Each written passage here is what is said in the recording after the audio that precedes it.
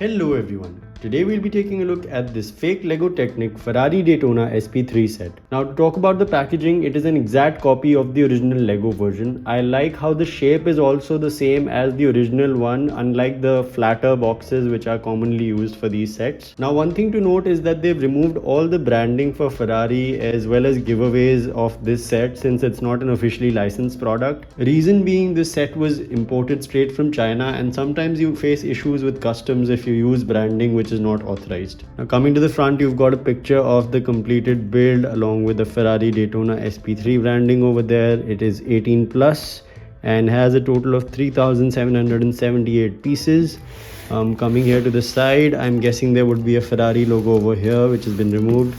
Coming to the back, again you've got a side view of the finished build, and the overall packaging is really nice. I am glad that I got a package for this. Normally, like my Mercedes G-Wagon, these sets are supposed to come in like poly bags. Now let's get to the unboxing.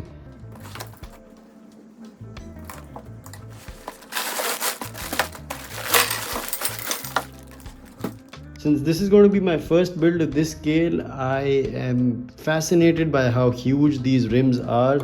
So we've already got two sections. It's been divided into two sections. That's the instruction manual. We've got 4 tires, a lot of pegs. And this box is already torn. I think this is going to be the first section of the build. Starting with the instruction manual, we've got some really nice Ferrari branding on top. We've got a Technic logo at the back, which is a pun at the original Lego theme called Technic. And we straight away start off with the instructions. The quality of paper is really nice and I love how the manual is intact. There are no tears, no bends, nothing as such. So one thing to note is that I did not find any sticker pad in the instruction manual on this set like it's commonly available. I do see a lot of printed plates instead, like this one right here, which is sort of an infographic about the Ferrari Daytona SP3. So we're just about to start with bag number 1, and this is going to be my biggest build so far, so I have no idea how long it will take. We'll follow the same process like my other reviews, where we'll highlight key sections of this build as we go along. While we're just about to start, a lot of you have this query with fake Lego builds whether or not the bags are numbered. So thankfully for this set, I found numbered bags, which has a 1 by 1 written over here. So here we are about 1% done with this build. I say that because there's a total of 1,267 steps in this build. And so far I'm loving the quality of pieces. I think just like the G-Wagon, there's less friction in these pieces. They're pretty smooth.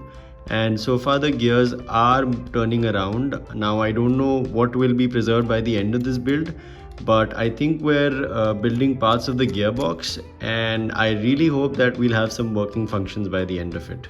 Here we are about 3% done with this build and the gears seem to be working fine so far. So here we are about 10% done with this build. We've put this rubber band sort of a thingy and put together a load of gears. And I am proud to claim that we have a working gear system so far. So here we are about 12% done with this build. We've just created the rear differential attached to the rear axles and the gears are pretty smooth.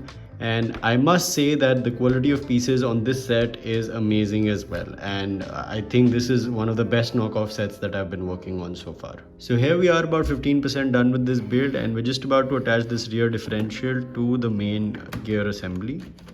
So here we are after about 9 hours of building time and 20% done through the build.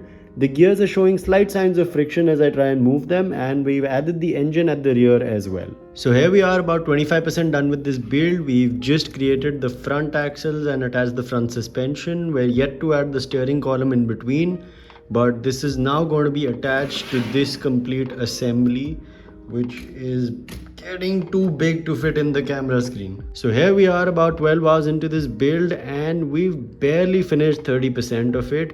Not because of the pieces, but just the fact that this is a very elaborate build. So here we are about 40% done with this build. We've added a lot of panels on the rear section as well as added the steering wheel up front, which is working quite smooth so far. Here we are about 50% done with this build. We've added a couple of panels on the main assembly as well as finished up on this front section over here. We've added the headlights.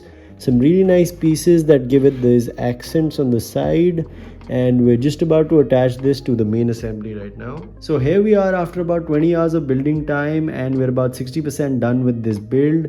We've attached the front section as well as added a small windscreen assembly up front. We've also added a small engine cover at the back, and this front section is also developing well. So here we are about 70% done with this build, and we're just about to attach this rear section.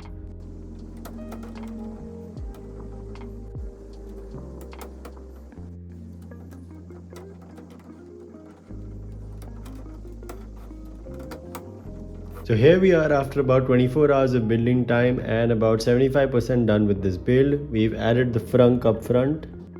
We've added the two seats in the middle, and we've got the engine cover at the back, which opens up like so. So here we are done with about 80% of this build. We've added a few quarter panels, added the rear view mirror, as well as this door on the side, which flips up like so. So here we are about 27 hours into this build, and we're about 90% done.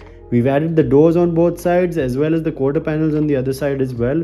The front is almost complete, and we're just starting off with the rear. Finally, after about 30 hours of building time, I give you the Ferrari Daytona SP3 in the flesh. It's massive in size, especially since this is my first 1:8 scale model. I was expecting it to be at least, somewhere at par with the Defender or the G-Wagon, but this one is huge. Just by the size of the rims, I could make out how big this is going to be. I think not having stickers saved a lot of time on this build, such as having these printed plates for the front branding or the hubcaps, or this info plate over here which comes as a standee. Now talking about the working gimmicks, we've got the removable roof right here. I personally like this look better, this roadster sort of a look. We've got a frunk section up front for storage. We have the rear section which can be lifted up to view the engine. And then of course we've got the working doors. Other small bits are the working steering wheel on the inside, as well as the gear lever, which does not engage or disengage the gears, but the knob can be shifted around. The vehicle does roll pretty well, though you can hear the gears in the background grinding a little bit. Now for a quick size comparison, we have the Ferrari Daytona SP3 here next to the Ford GT, and here we have the Ferrari Daytona next to the Land Rover Defender, and you can see the Defender looks pretty tiny in front of this one. I think in terms of the length, the Defender is almost half the size, but of course for the height, the Defender being an SUV is slightly taller. Talking about the price, I purchased this set for Rs 5,700 including shipping and customs through a group order hosted on a WhatsApp group called Lepin Enthusiasts. In case you're looking at individually buying this set, you can purchase it for Rs 8,700 on a website called bricksbuilder.store. For more information on both of these sources, you can check out our ultimate buying guide for buying fake Lego in India. The link will be in the description box below as well as on the end screen for this video. Well, now it's time for the final verdict. In terms of the building experience, I thoroughly enjoyed putting this one together. I think the quality of pieces is almost at par with original Lego. And even at a steep price of Rs 8,700, it is merely 20% of the cost of the original, which was last on sale for about 45 to 50,000 rupees in India. And for those of you who are doubtful whether or not you should invest that much money in a replica Lego set or a fake Lego set, I think this is definitely worth it. You will absolutely enjoy putting this together as well as be impressed with how massive and amazing it looks when it's done. Well, that's all for today, guys. In case you like this video, please give it a thumbs up. Watch our ultimate buying guide video to discover more sources for buying fake Lego in India, and subscribe to Petrol at 707 for more such videos. Thank you. Bye bye.